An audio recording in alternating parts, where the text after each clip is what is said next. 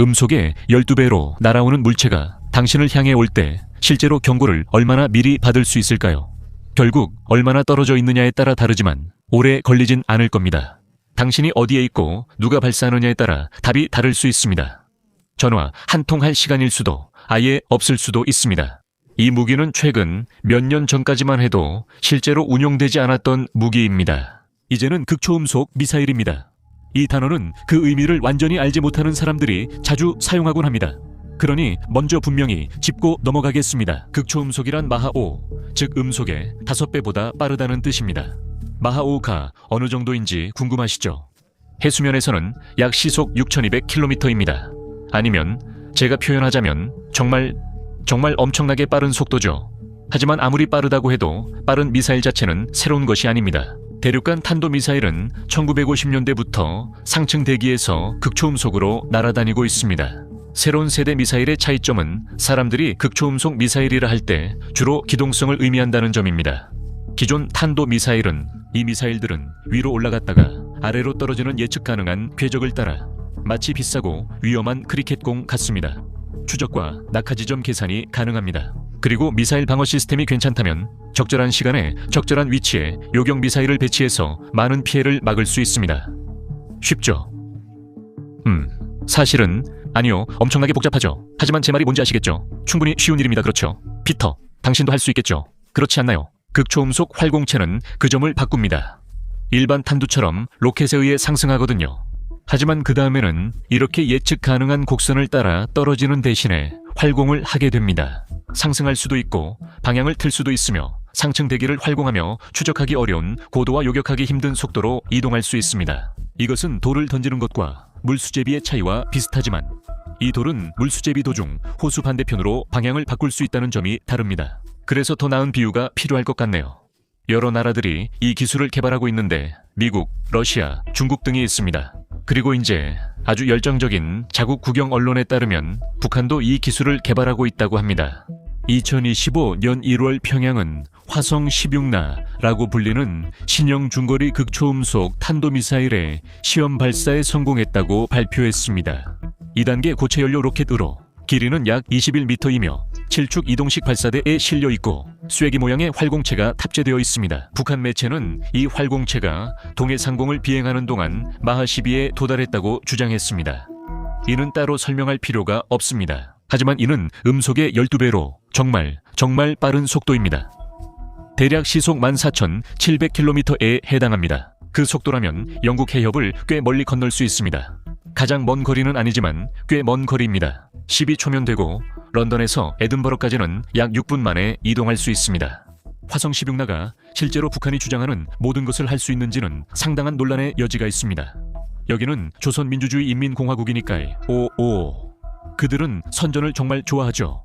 부스터는 작동하고 활공체는 성능을 입증 중인 것 같습니다. 하지만 부분적으로라도 성공한 극초음속 프로그램은 북한이 위협할 수 있는 범위, 위협할 수 있는 속도, 그리고 얼마나 적은 경고만으로도 위협할 수 있는지에 있어 진정한 변화를 의미합니다.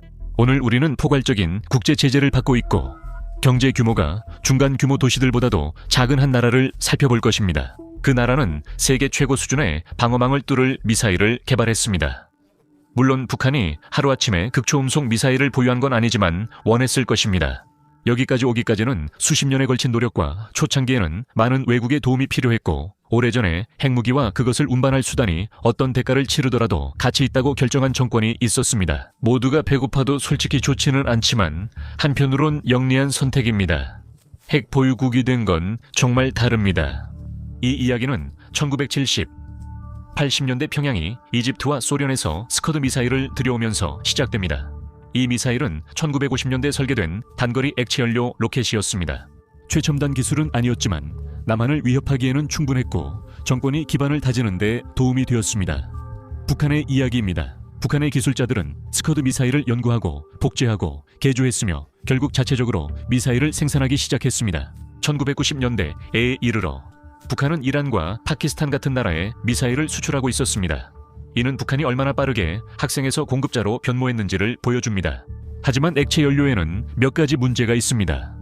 추진체와 산화제를 따로 보관해야 하는데 미리 섞으면 폭발이 일어날 수 있기 때문입니다. 무기 프로그램에서는 보통 바람직하지 않은 일로 여겨집니다. 발사 준비 시 발사대에서 미사일에 연료를 주입해야 합니다. 이 과정은 몇 시간이 걸릴 수 있고 트럭, 호스, 방호복을 입은 기술자들, 그리고 많은 눈에 띄는 활동이 필요합니다. 그런 활동은 정찰 위성이 분명히 전부 촬영하게 될 것입니다. 신뢰할 수 있는 핵 억지력을 유지하려고 한다면 적이 당신이 주유소에서처럼 미사일을 천천히 채우는 모습을 지켜보게 하는 건 좋지 않습니다. 하지만 고체 연료는 이 모든 것을 바꿉니다. 고체 연료 미사일은 추진제가 이미 모터 케이싱 안에 안정적으로 충전되어 장착된 채로 출고되며 바로 발사할 수 있습니다. 이 미사일은 이동식 발사대에 실어 터널이나 숲으로 옮겨놓고 명령이 떨어지면 몇 분 만에 발사할 수 있습니다. 이 돌파구는 북극성 시리즈에서 이루어졌습니다. 2010년대 중반 잠수함 발사 미사일과 지상 기반 미사일은 엔지니어들에게 대공령 고체 로켓 모터에 대한 실제 경험을 제공했습니다. 초기 시험에서 성공과 실패가 있었지만 그 과정마다 배움이 있었습니다. 2010년대 말 그들은 더 크고 장거리 시스템으로 확장할 수 있는 실용적인 고체 연료 기술 기반을 갖추게 되었습니다. 2021년쯤 김정은은 앞으로 5년 동안 추진할 군사계획 목록을 발표했습니다. 고체 연료, 대륙간 탄도미사일, 극초음속 무기, 잠수함 발사, 핵무기 체계, 전장 사용을 위한 전술 핵탄두 등이었습니다. 2024년 중반까지 외부 분석가들은 북한이 실제로 약 50기의 핵탄두를 조립했으며 이를 운반할 13개의 새로운 체계를 적극적으로 개발 중이라고 추정했습니다. 또다시 말이죠. 지금 모두가 아무리 배가 고프더라도 그 목록 중 극초음속 무기 부분은 특별한 주목을 받아야 합니다. 왜냐하면 이는 단순히 더 큰 로켓을 만드는 것과는 다른 종류의 위협을 의미하기 때문입니다. 말했듯이 극초음속 무기는 탄도 궤적을 따르지 않으며 상층 대기에서 마하 5 이상으로 활공하며 방향, 고도, 자세를 바꿉니다. 만약 당신이 미사일 방어 담당자이고 탄두가 어디에 떨어질지 예측하려고 한다면 그런 기동성은 악몽과도 같습니다. 그리고 분명히 그게 바로 김정은이 원했던 것입니다.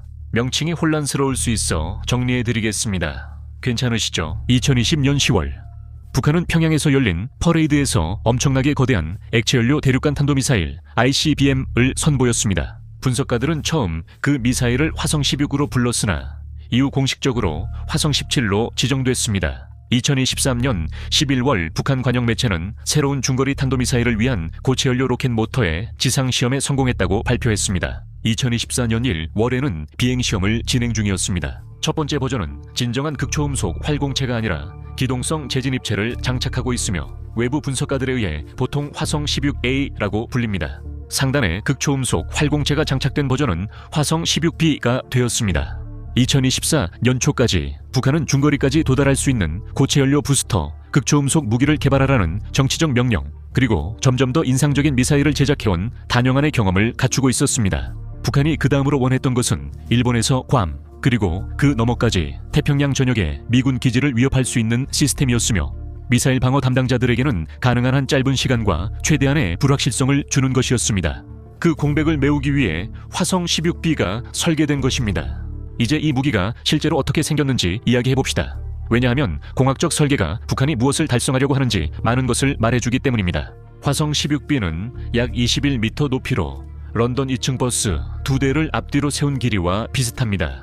이 미사일은 2단으로 구성되어 있으며 2단 모두 고체 연료를 사용합니다. 1단은 약 10.6m 길이로 미사일을 빠르게 상승 가속시키는 초기 비행 단계에서 연소하며 가장 큰 추진력을 냅니다. 2단은 약 5.6m로 1단이 분리된 후 이어받아 탑재물을 최종 속도까지 밀어 올린 뒤 목표를 향해 활공하도록 분리합니다. 2단입니다. 이런 종류의 미사일에서는 꽤 표준적인 방식입니다. 빈 연료 탱크를 끝까지 운반하는 비효율 없이 더 긴 연소로 인한 사거리를 얻을 수 있습니다. 발사 방식도 꽤 흥미롭습니다. 화성 16B는 7축 이동식 발사대에 실려 이동합니다. 이 거대한 트럭은 미사일을 수평으로 실은 채로 발사 장소까지 운반한 뒤 수직으로 세워 발사하도록 설계되어 있습니다. 미사일은 조개 껍데기처럼 열리는 캔스터에 들어있어 이동 중 보호되고 외부에 노출되지 않은 채 즉시 발사할 수 있습니다. 이 전체 시스템은 도로 이동이 가능하기 때문에 터널 안에 숨길 수도 있고 고속도로 고가 아래에 주차하거나 숲속에 숨기거나 문이 충분히 높은 건물 안으로 이동시킬 수도 있습니다. 위성 사진에 드러나고 항상 같은 자리에 있는 고정 사일로와 비교하면 그렇습니다. 이동식 발사대는 미사일을 발사하기 전에 찾아내서 파괴하기가 훨씬 더 어렵습니다. 발사 방식 자체는 엔지니어들이 콜드 런치라고 부르는 방식입니다. 미사일이 발사관 안에 있을 때 로켓 모터 대신 튜브 바닥에 가스 발생기가 압력을 순간적으로 발생시켜 샴페인 코르크처럼 미사일을 밖으로 튀어나오게 합니다. 미사일이 발사대에서 벗어나 안전한 거리까지 공중으로 올라가면 1단 로켓 모터의 점화가 이루어집니다. 이 방식은 장비의 부담을 줄이고 열 폭발로 인한 손상을 감소시키며 동일 차량의 재장전과 재사용이 가능합니다. 하지만 북한이 실제로 얼마나 빨리 할 수 있을지는 미지수입니다. 두 단 모두 고체 연료가 충전된 모터 케이싱을 사용합니다. 2025년 1 월 시험에 대한 북한 관영 매체의 보도에 따르면 모터 케이싱은 이제 기존의 강철이나 알루미늄 합금 대신 복합탄소 섬유 소재로 만들어졌다고 합니다. 즉, 기본 구조는 같지만 더 가볍고 강도가 높아 더 많은 탑재물을 싣거나 더 멀리 날아갈 수 있다는 뜻입니다. 탄소 섬유 복합재는 일부 금속보다 열에 강해 추진 비행 중 통제된 폭발을 유지할 때 중요한 역할을 합니다. 좋아요. 그러니까 부스터가 미사일을 움직이게 하는 거군요. 그럼 맨 위에 있는 탑재물은 어떻게 되는 거죠? 화성 16B는 쐐기 모양의 극초음속 활공체를 탑재하고 있는데 이 활공체는 북한이 몇 년 전에 더 작은 액체 연료 미사일인 화성 8에서 시험했던 것과 시각적으로 비슷해 보입니다. 2단 로켓 이 연소를 마치면 활공체가 분리되어 상층대기로 다시 진입합니다. 그 지점부터는 예측 가능한 궤적을 따르지 않고 북한 매체가 풀업 기동이라고 부르는 동작을 통해 고도를 바꾸고 측면으로 방향을 전환해 궤적을 바꿉니다. 그리고 화성 16 계열에 대해 주목할 점이 있습니다. 같은 기본 추진체라도 북한이 달성하고자 하는 목표에 따라 다양한 탑재물을 실을 수 있습니다. 16A형은 하강 중에 조정이 가능한 기동형 재진입체를 탑재하고 있지만 진정한 극초음속 활공체처럼 활공하지는 않습니다. 2024년 6월에는 최소 한 차례의 시험이 있었는데 이때 1단 추진체를 사용해 다탄두 독립표적 재진입체 MyRB로 보이는 탄두부를 전개했습니다. 본질적으로 여러 탄두를 한 번에 분리해 투하하려는 시도였습니다. 대단하죠. 북한은 시험 성공을 주장하지만 한국과 일본은 비행체가 비행 중 통제 없이 분해됐다고 평가합니다. 우리는 누구를 믿어야 할까요? 어쨌든 여기서 중요한 점은 화성 16호가 실제로는 하나의 플랫폼이라는 것입니다. 이 미사일은 단일 고정형 설계가 아니라 다양한 임무에 맞게 구성할 수 있는 모듈식 시스템입니다. 이제 성능에 대해 이야기해볼까요? 부스터 크기와 공학적 추정에 따라 외부 분석가들은 이렇게 보고 있습니다. 화성 16B는 잠재적으로 3,000km에서 5,500km 사이의 사거리를 가지고 있어 확실히 중거리 탄도미사일 범주에 속합니다. 실제 시험 비행은 지금까지 훨씬 짧았으며 2024년 4 월 시험에서는 약 600km, 2025년 1 월 시험에서는 대략 1,100km였습니다. 하지만 북한 측 수치에 따르면 각각 약 1,000km와 1,500km라고 주장하고 있습니다. 물론 그들이 그렇게 주장하는 것은 당연하죠. 북한의 주장과 동맹국의 추적 데이터 사이의 차이는 반복적으로 나타나는 주제입니다. 2024년 비행에 대한 외부 평가는 최대 속도를 약마하 5로 보고 있는데 기술적으로는 극초음속이지만 간신히 해당 기준에 들어가는 수준입니다. 2025년 1 월 시험은 더 빨랐으며 북한 매체와 독립적인 분석 모두 활공체가 약마하 12에 도달했다고 밝혔습니다. 즉 시속 14,700km입니다. 그 속도라면 1,100km를 이동하는데 약 4, 5분 정도밖에 걸리지 않습니다. 예상 최대 사거리인 3,000km 이상으로 확장하면 발사에서 목표 지점까지 비행시간이 15분밖에 걸리지 않습니다. 탄두 옵션에는 핵탄두나 재래식 탄두가 포함되어 있으며 북한의 관영 매체는 이 성과에 대해 특유의 겸손함을 보였습니다. 극초음속 활공체를 여기서 인용하자면 결코 쉽게 달성할 수 없는 기술력이라고 묘사했습니다. 그리고 다시 인용하자면 전 세계에서 이런 기술을 보유한 나라는 몇 안 된다고 언급했습니다. 이 활공체가 평양이 주장하는 복잡한 기동과 모든 성능을 실제로 수행할 수 있는지는 시험 기록이 아직 완전히 입증하지 못한 부분입니다. 보시다시피 극초음속 미사일을 만드는 것과 실제로 작동함을 입증하는 것은 완전히 다릅니다. 화성 16 계열로의 시험 프로그램은 2024년 1 월 14일에 시작됐지만 그 첫 번째 시험 비행에는 극초음속 활공체가 전혀 탑재되지 않았습니다. 북한은 분석가들이 지금 화성 16A라고 부르는 미사일을 발사했는데 이는 더 진보된 극초음속 활공체가 아니라 기동형 재진입체가 장착된 고체연료 중거리 미사일이었습니다. 한국 당국은 이 미사일이 약 1,000km를 비행한 것으로 추적했으며 일본의 평가는 더 보수적으로 최소 500km 비행과 약 50km의 고도를 보고했습니다. 기술 전문가들은 이번 발사를 유심히 지켜봤습니다. 탑재체가 특별히 혁신적이어서가 아니라 새로운 고체연료 부스터의 첫 번째 완전 비행이었기 때문입니다. 로켓이 성공했다면 북한은 플랫폼을 갖게 되었을 것입니다. 처참하게 실패했다면 극초음속 무기 개발은 미뤄졌을 것입니다. 그리고 안타깝게도 북한에게는 좋은 소식이었는데 로켓이 성공적으로 발사됐습니다. 화성 16B는 2024년사 월 2일에 처음 공개되었고 북한의 관영 매체는 예상대로 매우 열광적이었습니다. 조선중앙통신은 인용하자면 화성포 16나의 첫 시험 발사, 새로 개발된 극초음속 활공 비행체를 탑재한 신형 중거리 고체연료 탄도미사일이라고 발표했습니다. 조금 길었지만 한 번에 다 말하진 못해도 핵심 정보는 잘 전달된 것 같지 않나요? 평양 측 발표에 따르면 이 미사일은 1000km를 비행했고 최대 고도 101.1km에 도달했으며 풀업 기동을 통해 두 번째 정점인 72.3km에 올랐고 동해 상공에서 횡방향 기동도 선보였습니다. 오늘따라 말이 참 길죠. 그리고 보세요. 이 모든 게 정말 인상적입니다. 만약 사실이라면 평양 측의 주장에 전적으로 의존해야 한다는 뜻이죠. 외부 평가들은 전혀 다른 이야기를 하고 있습니다. 한국과 일본의 추적에 따르면 미사일은 약 600km를 비행했고 1000km가 아니라 고도 100km 근처에서 단 한 번의 정점만 기록했습니다. 그리고 북한이 설명한 극적인 두 번째 정점에 대한 명확한 증거는 없었습니다. 추정된 최대 속도는 약 마하 5 정도였습니다. 데일리 NK 보도에 따르면 일부 분석가들은 고려할 만한 설명을 내놨으며 이 매체는 북한 내부 소식통을 보유하고 있습니다. 1000km라는 수치는 미사일이 실제로 비행한 것이 아니라 컴퓨터 시뮬레이션을 통해 미사일이 할 수 있는 것을 바탕으로 한 것이었습니다. 그 특정 비행 동안 한 고위 관계자는 매체의 속도와 고도가 안전상의 이유로 의도적으로 제한되었으며 본질적으로 제한된 프로파일로 비행했다고 말했습니다. 북한은 데이터를 수집했고 그만큼 중요한 것은 적국들이 어떻게 반응하는지도 지켜봤습니다. 꽤 참 편리한 핑계죠. 그렇지 않습니까? 그 소식통은 하드웨어 작동 입증 외에도 4월 시험에 3가지 목표를 밝혔습니다. 첫째로 미국, 한국, 일본이 이 비행을 얼마나 잘 탐지 분석할 수 있는지 시험하는 것이었습니다.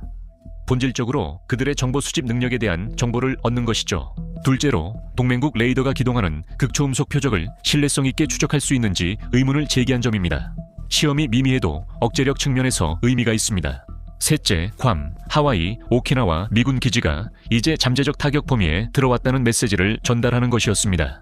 목표가 기술적 검증뿐만 아니라 심리적 영향까지 포함된다면 부분적으로 성공한 시험조차도 상당한 성과를 거둘 수 있습니다. 시기 또한 그 메시지를 아주 잘 강화해 주었습니다. 2024년사 월로의 시험은 미국, 일본, 한국이 참여한 3자 공군 훈련과 시기가 겹쳤습니다. 평양이 직접적인 위협으로 간주하는 그런 종류의 군사협력 활동이 새로운 극초음속 미사일 발사와 맞물렸습니다. 적들이 협력을 연습하는 순간 이런 행동을 하는 건 솔직히 너무 노골적이지 않습니까? 하지만 은밀함이 우선은 아닙니다. 그 다음은 2025년 1 월 6일의 시험이었고 이번에는 진정한 진전이 있었습니다. 북한 매체는 평양 근처 어딘가에서 새로운 중거리 극초음속 탄도미사일을 발사했다고 발표했습니다. 사거리는 1500km, 첫 최고 고도는 99.8km, 두 번째는 42.5km, 최대 속도는 마하 12라고 주장했습니다. 일본과 한국의 추적 데이터는 사거리가 조금 더 짧다고 했지만 속도 수치는 북한의 주장과 일치했습니다. 마하 12는 정말 엄청나게 빠른 속도이고 마하 5에서 상당히 진일보한 단계입니다.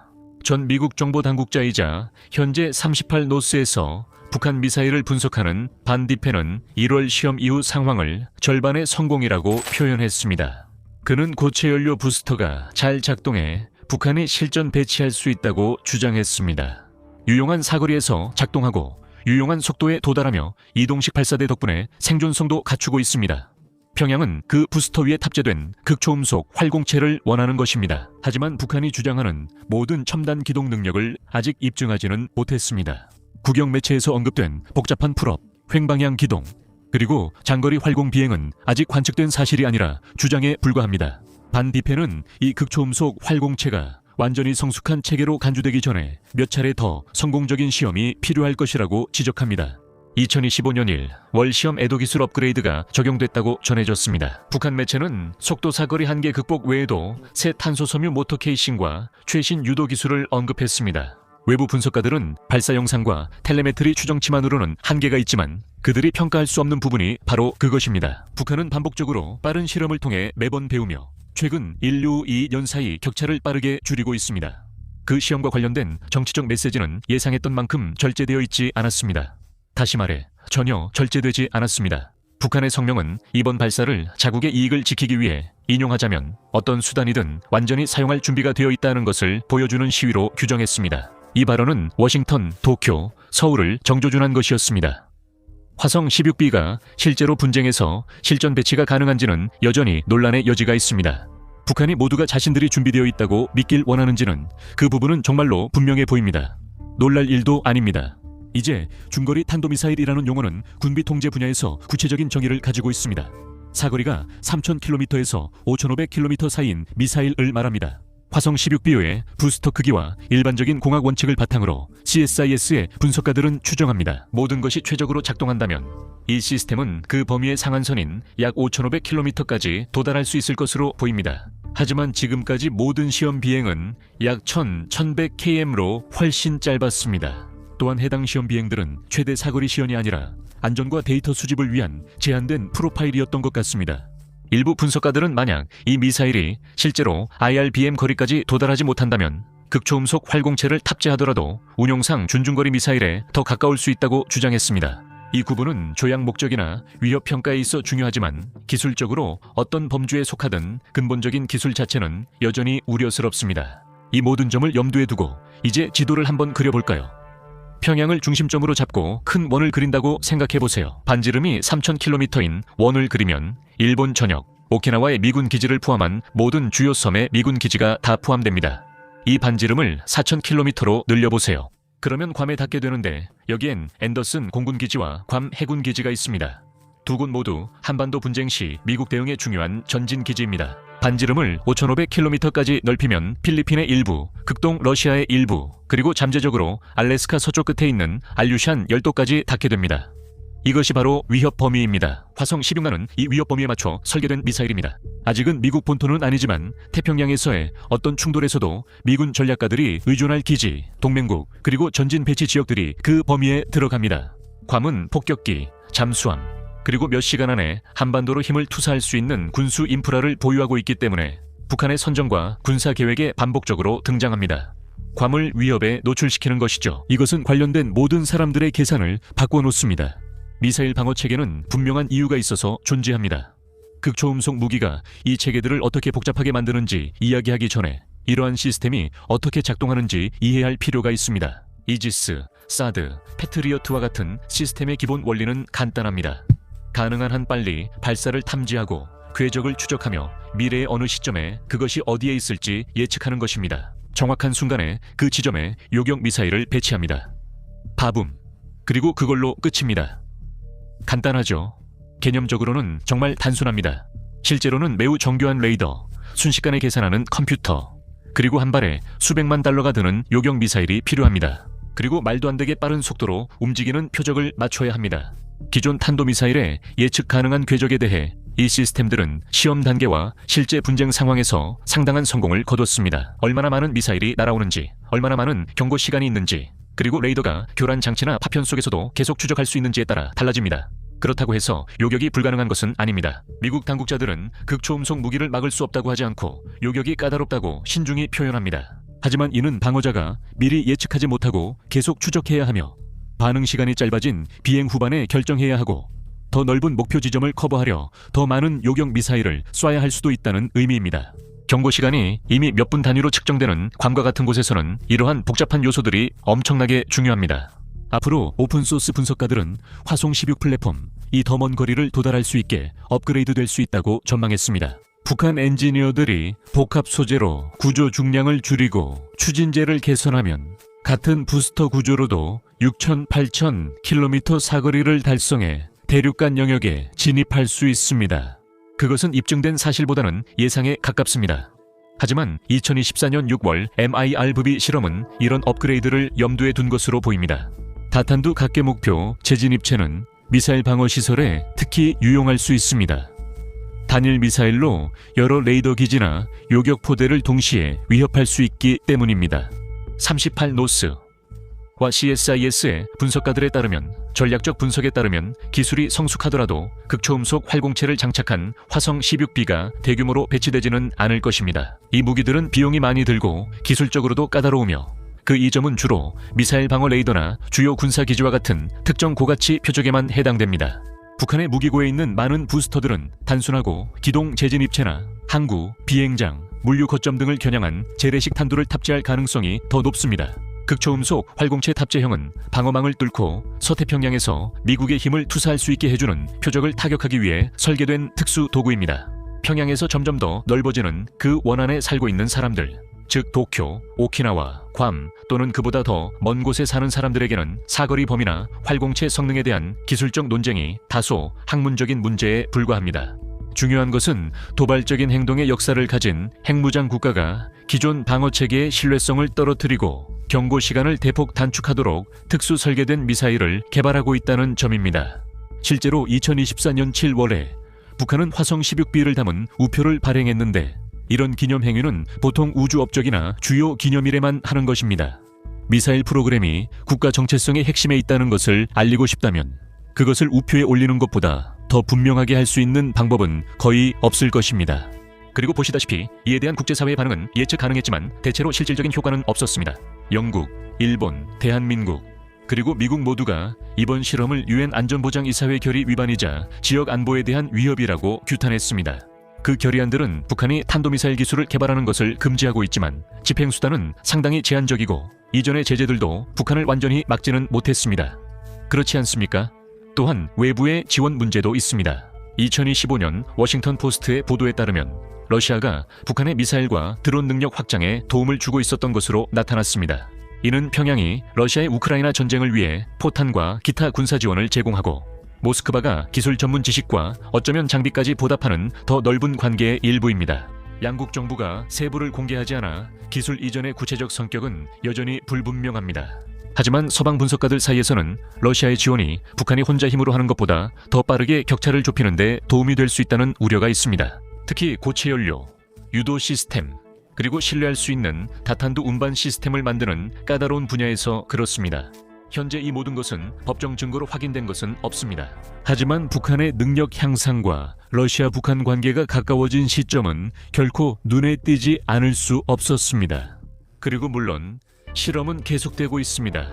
시청해 주셔서 감사합니다.